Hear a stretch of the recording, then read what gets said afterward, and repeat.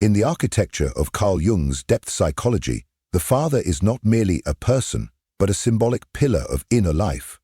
If the mother reflects our origin in the unconscious, emotion, instinct, and the great womb of creation, then the father stands as the force that beckons us into consciousness. He represents law, structure, boundaries, and moral and spiritual orientation compass. Through the father, we first glimpse the world beyond the mother, the path beyond comfort, the challenge that calls us toward identity, responsibility, and the courage to stand alone. However, not everyone is gifted with a healthy internalized image of the father. For some, the father was physically absent, emotionally distant, or unconsciously feared. For others, he was overly dominant, unpredictable, or shrouded in silence. In these cases, the father archetype becomes fractured within the psyche, leaving the adult child with no true inner compass, struggling with self-doubt, blocked ambition, and a haunting sense of inadequacy. When the voice of the father is distorted or missing, one may live without direction, or worse, imprisoned by internalized authority figures they neither trust nor understand. Jung warned that what remains unconscious will rule our lives as fate. If we do not confront the image of the father within us, we risk projecting his shadow onto every boss, partner, institution, or god we meet. We may rebel compulsively, submit blindly, or live in quiet resentment, forever seeking the approval or permission we never received. These patterns do not originate in logic. They are born in the invisible landscapes of the soul, shaped by early impressions, emotional absences, and ancestral silence. To truly heal, we must be willing to look inward and ask, what did my father mirror to me about who I am? What part of me still waits for his voice, his blessing, or his correction? This journey is not about blame or revenge. It is a sacred reckoning. It is about reclaiming the father within, not as a tyrant, but as an ally of inner strength, clarity, and mature selfhood. For anyone who has felt stuck in cycles of self-betrayal, fear of failure, or emotional paralysis, this exploration may unlock the invisible door between who you have been and who you are meant to become. In the quiet corners of adulthood, many people carry a subtle confusion they cannot name. They work hard but feel directionless. They strive, achieve, and yet feel as though their lives are not truly their own. They long for clarity, but find themselves second-guessing every decision, searching for validation, approval, or a guiding hand that never fully arrived. Beneath the surface of these struggles lies a deeper psychological pattern, the state of an unformed or fractured relationship with the father archetype. Carl Jung saw the father not only as a man or a memory, but as a profound psychic figure rooted in the collective unconscious. This archetype, he taught, represents the essential qualities that bring order to inner chaos: structure, discipline, guidance, law, and the call toward personal sovereignty. To Jung, the father archetype is the builder of bridges between the self and the world.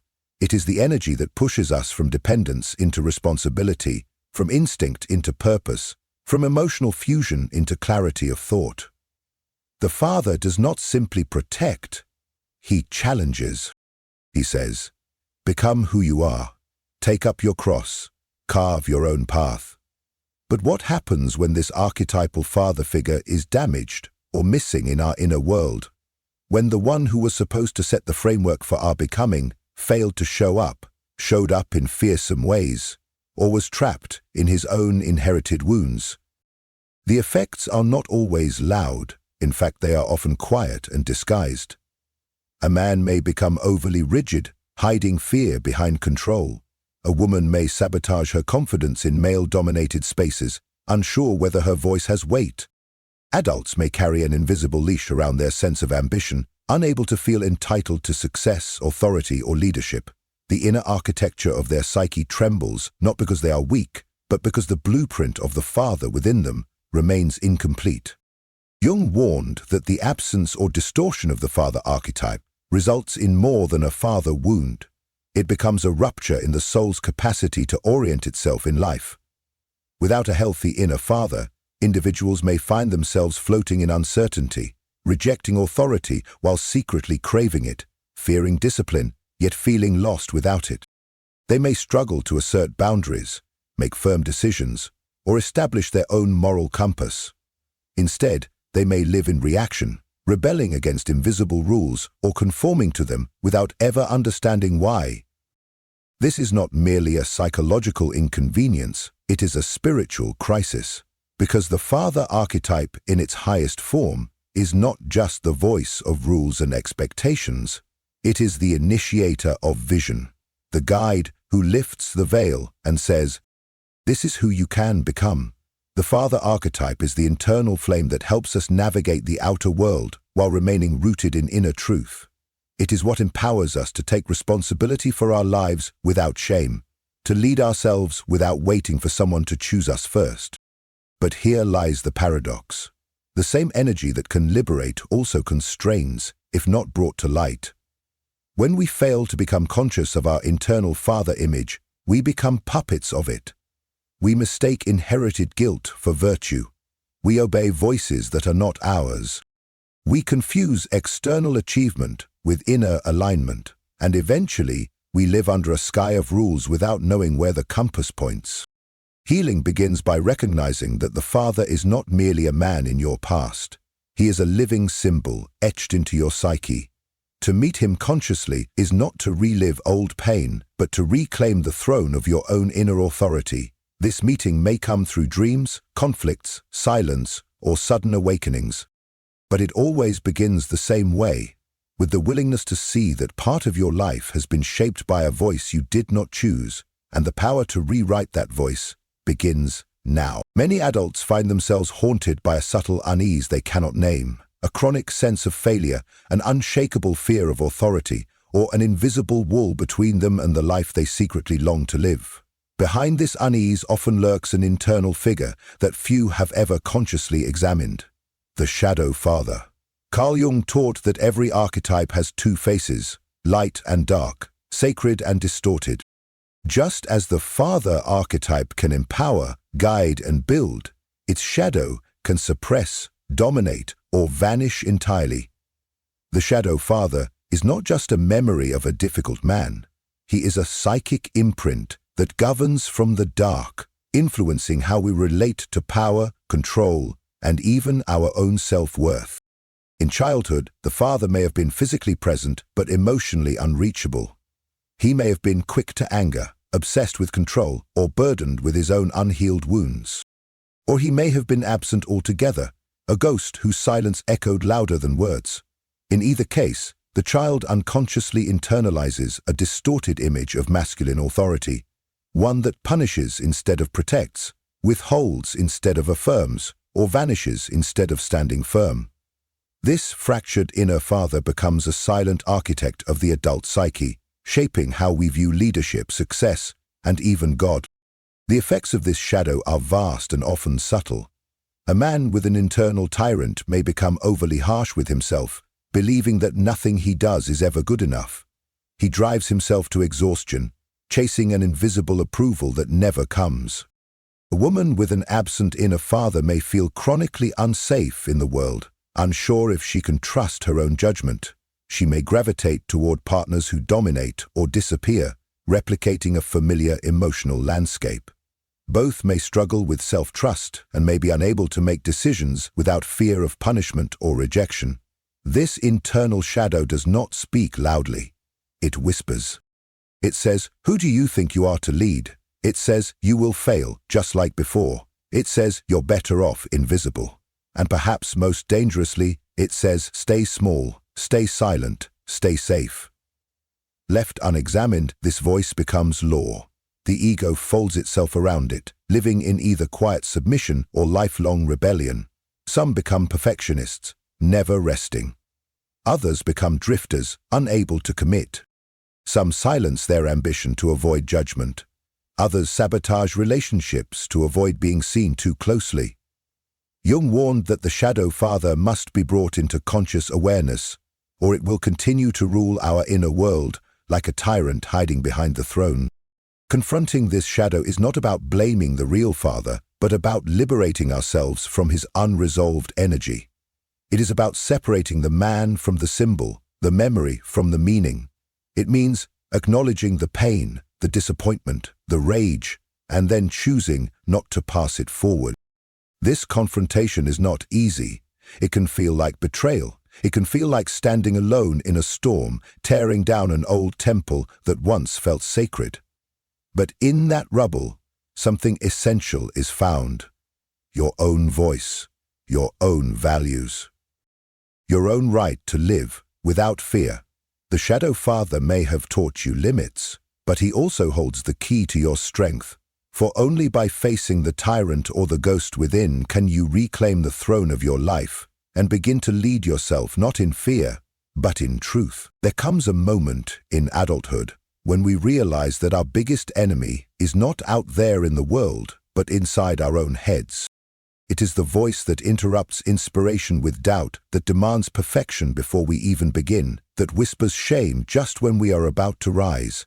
This voice often wears the tone of logic or reason, but beneath it lives something older, a psychic imprint from the past.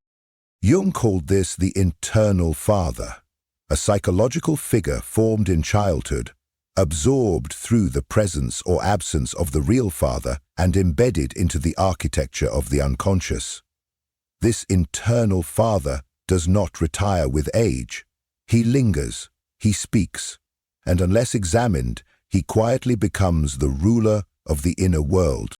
The formation of this inner father begins early.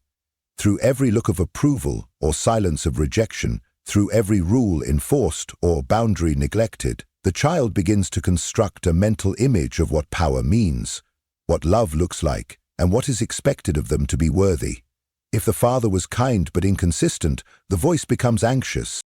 If the father was harsh, the voice becomes punishing. If he were absent, the voice would become uncertain and weak. Over time, this voice fuses with the self, making it difficult to discern where our beliefs end and his influence begins. This internalized father becomes the compass by which we measure our identity and capacity. A man may hear this voice when he contemplates risk. Are you really good enough? A woman may feel the chill in moments of success. Don't get too proud. An artist may hesitate before sharing their work, not because it lacks merit, but because a voice inside still fears disapproval. This is not imagination.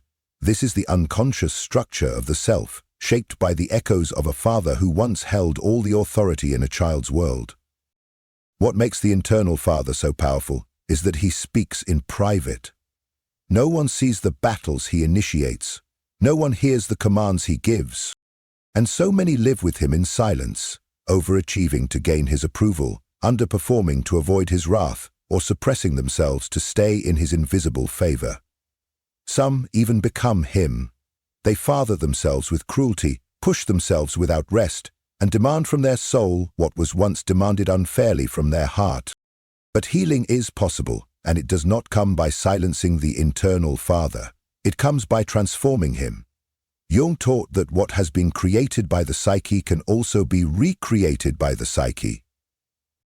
We are not condemned to live with the critical father forever. Through conscious awareness, inner work, and symbolic dialogue, we can begin to reshape the image.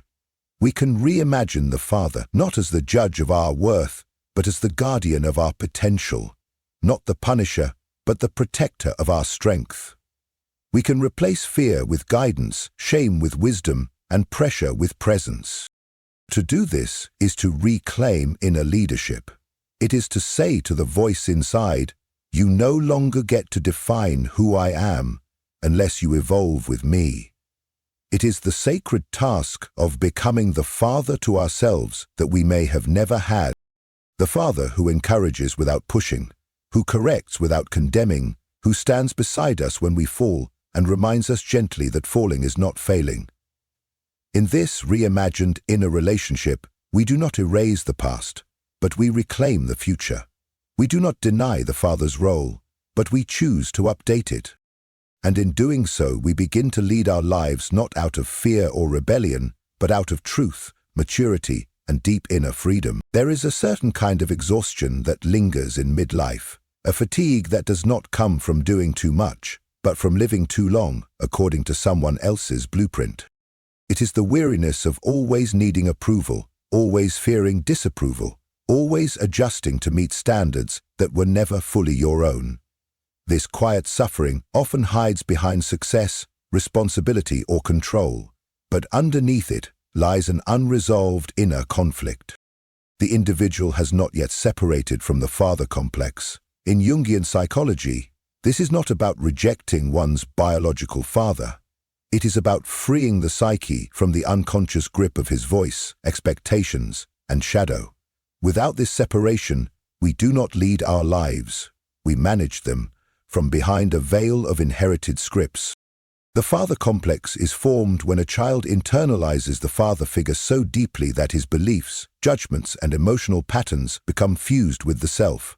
This complex might appear noble, as in a drive for discipline, achievement, or moral clarity, but when the inner father remains unexamined, he becomes a tyrant disguised as a guide. The adult continues to live in reaction, either trying to gain the father's symbolic blessing or fighting against his imagined disapproval. In both cases, the individual remains psychically tethered, not free. This unconscious loyalty can take many forms. One may avoid leadership roles because they fear becoming too much like their father. Another may become obsessively driven, trying to finally be enough in the eyes of a man who is no longer watching. Still others may live with a quiet bitterness, rejecting authority entirely, only to find themselves repeating the very patterns they vowed to escape. Jung warned that without symbolic separation, one becomes trapped in a revolving door, swinging between rebellion and submission, never arriving at true self-governance. The turning point begins not with rejection but with recognition. It begins the moment you realize that the voice you fear disappointing is no longer external, but internal. The rules you follow were not chosen, they were absorbed. And that the life you are living may be based more on survival than authenticity. Jung described the process of individuation as the birth of the sovereign self, being capable of acting from inner truth rather than outer programming. To reach this place, you must pass through the painful rite of separating from the father complex. This is not an intellectual task. It is emotional, symbolic, and deeply personal. It may look like finally saying no without guilt. It may feel like standing in the discomfort of not explaining yourself. It may mean grieving the father you wished you had, or forgiving the one who did the best he could with what little he was given. It is not about blaming the father, but about breaking the illusion that your identity must orbit around his voice. As this inner work deepens, something profound begins to shift. The center of gravity moves from the outside in. You begin to act not from fear or rebellion, but from clarity. You no longer need to prove your worth. You no longer need to apologize for your presence. You begin to lead yourself, not perfectly, but authentically. And in doing so, you step into the sacred space Jung called inner authority. This is the true threshold of adulthood. Not the moment you leave home, but the moment you no longer need someone else's permission to be fully yourself. It is here, in this reclaimed center, that the journey truly begins. Not as a child of someone else's story, but as the author of your own. You can build a life that looks complete from the outside and still feel profoundly lost within. You can have a stable career, provide for a family, follow the rules of success, and yet carry an invisible emptiness. A longing that has no name. Many people reach this point in their late 30s or 40s and quietly ask themselves, why, after everything I've done, do I still feel like I'm not enough? This is not a failure of willpower. It is often the echo of an unhealed father wound, a psychic injury left unresolved in the unconscious, silently shaping behavior, self-perception, and emotional depth. Jung understood that unless this wound is confronted, it manifests not just in the psyche, but in every corner of life. The most common symptom is a deep fear of failure. Even small mistakes feel catastrophic, as if they threaten your worth. People with an unhealed father wound often live under an inner tribunal where perfection is demanded and self-compassion is absent. Every decision becomes a test. Every risk is accompanied by the fear of disappointing a voice that still echoes from childhood. This fear doesn't always result in paralysis. Sometimes it drives overachievement. Many climb ladders they do not even want to be on, chasing titles, status, or external validation, because the inner narrative insists they must prove their value endlessly. Yet the wound also cuts in the opposite direction. For some, it shows up as chronic self-doubt, or a subtle belief that no matter what they do, it will never be enough. These individuals may talk themselves out of opportunities, second-guess their instincts, or sabotage their success before it arrives. They shrink not because they lack potential, but because the inner father, once critical or absent, still lives in their nervous system as a threat. This wound often affects how we relate to authority. Some unconsciously fear men in positions of power, associating masculine strength with danger or rejection. Others reject all authority outright, not because it is oppressive, but because it reminds them of a father who controlled, judged, or disappeared. Jung warned that what is not made conscious will be projected outward. We either recreate the emotional dynamic of our early father relationship in bosses, leaders, or partners, or we reject those dynamics and find ourselves unable to collaborate, trust, or lead. The wound also creates a block in emotional intimacy. Many who carry it struggle to express vulnerability or softness. They may feel uncomfortable with their own sensitivity or disconnected from the feminine within themselves. Men, in particular, may feel trapped between being strong enough and emotionally present, fearing that to be open is to be weak. Women may reject their softness or overcompensate with independence, believing that needing someone is dangerous. In both cases, the tender, receptive parts of the psyche are locked away, guarded by the fear of being judged, dismissed, or shamed, just as they once were. Perhaps the most heartbreaking symptom is the persistent sense of being unworthy. Even after years of effort and external success, many live with a subtle belief that they are still not good enough. They look for praise but do not believe it when it comes. They are given love but struggle to receive it. They try to rest but cannot relax. This never enough feeling is not the truth of who they are. It is the residue of a bond where love was conditional or, worse, absent. And until it is named, felt, and healed, it becomes the silent architecture of a life built in pursuit of a father's elusive blessing. But there is hope. As Jung taught, the wound is not the end of the story. It is the beginning of transformation. When you finally face the father within, his absence, his voice, his pain, you begin to reclaim what was never given. You stop chasing the man who never said, "I see you," and instead, you become the one who sees yourself clearly. This is the hidden gift of the father wound. Beneath the pain lies the invitation to step into your own authority, to redefine what strength, love, and worth truly mean, and to live no longer from the wound, but from the wisdom it reveals. There comes a point in every life where running is no longer an option. You may have spent decades avoiding the wound, achieving in spite of it, numbing the pain of it, or pretending it never existed. But eventually, something breaks through the surface. A moment of collapse, a dream that won't let go, a quiet grief that settles into your bones. It is then that you realize that the shadow of the father still lives inside you, not just as memory, but as a psychic force shaping how you speak to yourself, how you stand in the world, and what you believe you deserve. Jung understood that healing the father wound is not a matter of logic or willpower. It is a ritual of inner maturity, a descent into the symbolic underworld to meet the father within, not as a ghost to fear, but as a part of the self waiting to be redeemed. To begin this healing, you must first be willing to name what was never said, the pain, the betrayal, the longing that was denied. This naming is not about accusation. It is about truth-telling. Many adults carry unmet needs from childhood, like sacred silence. They were never taught to grieve the father they did not have, or to question the authority they were forced to obey. Healing requires breaking this silence. It asks that you look at the father not as a flawless figure, but as a human being, wounded, limited, and shaped by his own shadow. In doing so, you free yourself from the spell of illusion and begin to reclaim your voice. Jung encouraged the use of inner work to make this process conscious. Active imagination can bring the shadow father into dialogue. Close your eyes and see him there, not as the man he was, but as the force he represents in your life. What does he say? What do you want to say back? What part of you still fears him, obeys him, or longs to prove something? In this symbolic exchange, the psyche begins to loosen its grip on inherited fear and open space for new possibilities.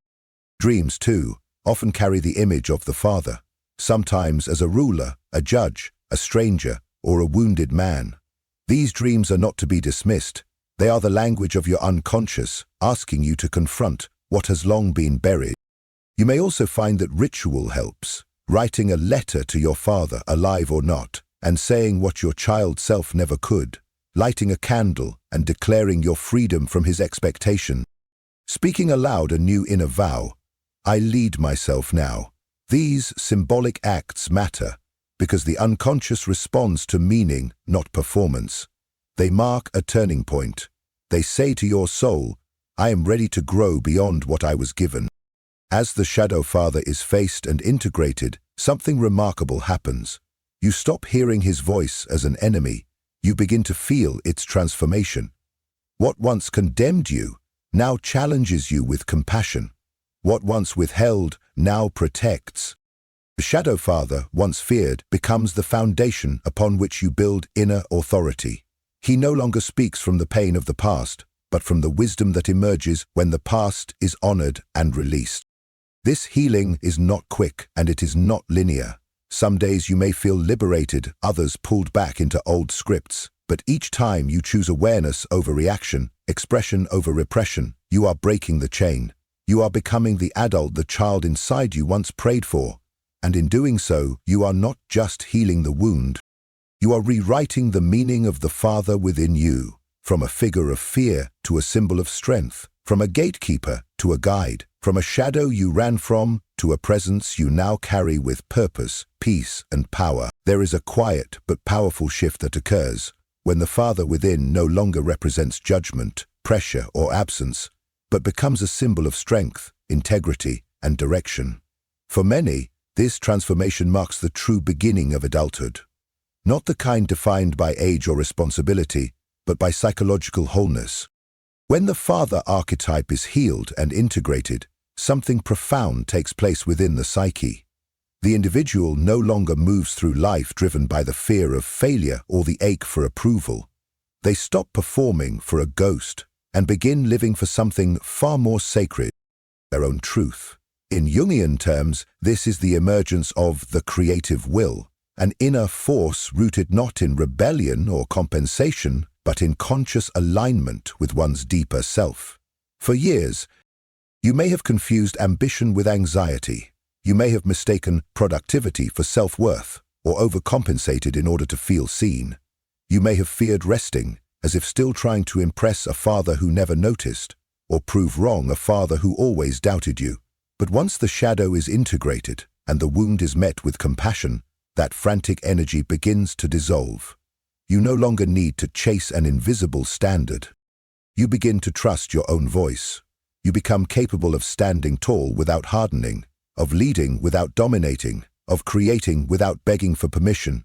This is the father archetype in its elevated form, not the punisher, but the protector of your purpose. The healed father is a quiet presence within. He is the voice that steadies you when chaos threatens your center. He does not push you to prove your worth, but encourages you to remember it. He knows when to speak and when to listen, when to challenge you and when to simply witness your becoming. This inner father becomes the structure that supports your creative flow. He provides boundaries not to control you, but to protect what matters most. He reminds you that power is not force, it is presence. It is the ability to hold your ground without needing to overpower anyone else. With this integration, something else begins to awaken, the capacity to act with clarity.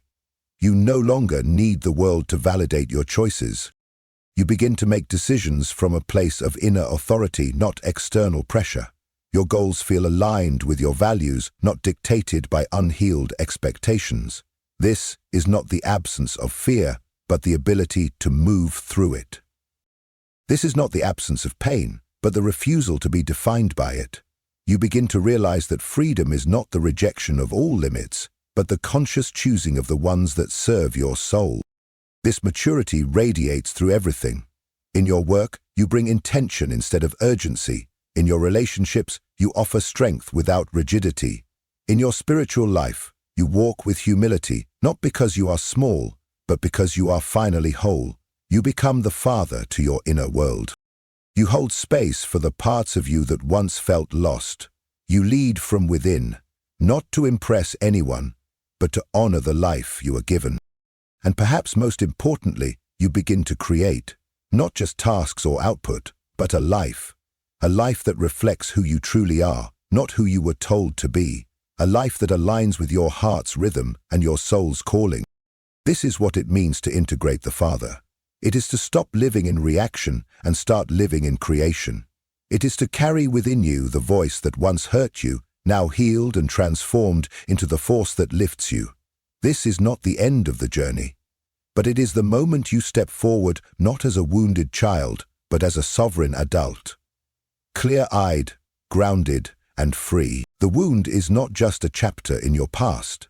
It is a pattern inscribed into the deep architecture of your psyche, shaping how you move through the world, how you relate to power, and how you define yourself when no one is watching. For many, it is not the memory of what the Father said or did that lingers, but the silent inheritance of what was missing. Support unoffered, affirmation withheld, presence never given. Carl Jung taught that true adulthood does not begin with age or achievement, but with the bold decision to confront what lives inside you unexamined.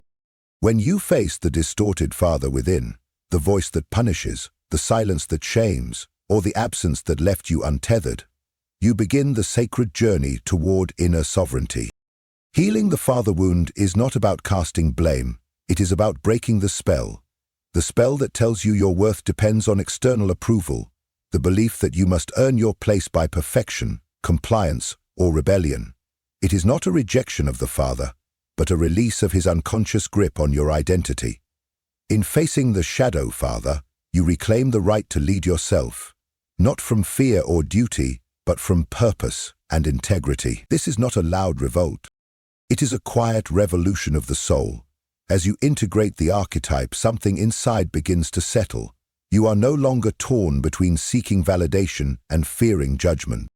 You begin to live with structure and softness, direction and depth. You become the source of your own authority.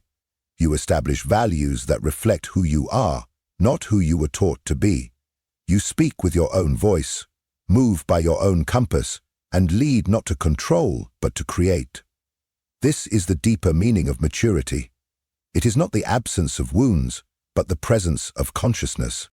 It is the moment you stop waiting to be fathered by the world and start fathering your own life with wisdom, courage, and care. And in that moment, you step into the full stature of your being, not as a shadow of someone else's legacy, but as the rightful author of your own. That is the freedom Jung pointed toward, the freedom to live from the self, not the wound, the freedom to choose who you become. If something within this message stirred you, if even a single word mirrored your inner experience, I invite you to let your voice be heard in the comments. Have you encountered that soul whose presence feels like home, or are you still walking the sacred path back to yourself? Your story, however unfinished, may become the lantern in someone else's darkness, the very sign they didn't know they were searching for. And if someone close to you is silently struggling with the illusion that love must hurt, that self-abandonment is the price of connection, or that they are unworthy of peace, share this video with them. Help me reach the ones who need to remember. Real love does not demand that we shrink. True connection does not ask for sacrifice of the soul. And the most vital union we will ever form is the one with our own inner truth. Before you go, I invite you to subscribe and activate the notification bell. Here, in this space, we journey beneath the surface of things, exploring the hidden architecture of the psyche, the whispers of the unconscious, and how every relationship is but a mirror reflecting our personal evolution.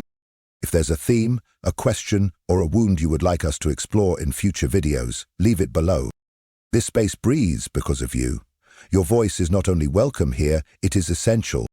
Thank you for showing up, not just to this video but to your inner work, to the sacred labor of remembering who you truly are. And always remember this, when the right person appears, your soul will know, not through fear, but through peace. But until that moment, let your most intimate relationship be the one you cultivate within. That is the foundation, that is the home. And from that wholeness, all things real are born. Until next time, I'll see you on the path.